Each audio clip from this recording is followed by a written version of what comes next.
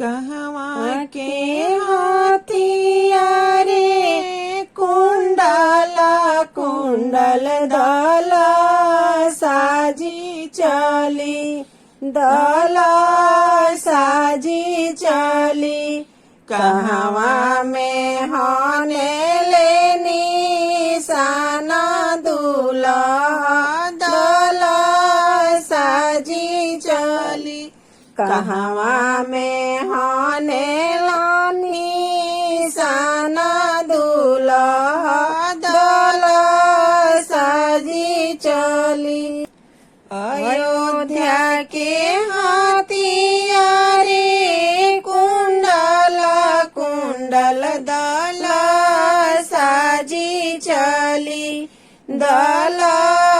साजी चली जनकपुर में हाने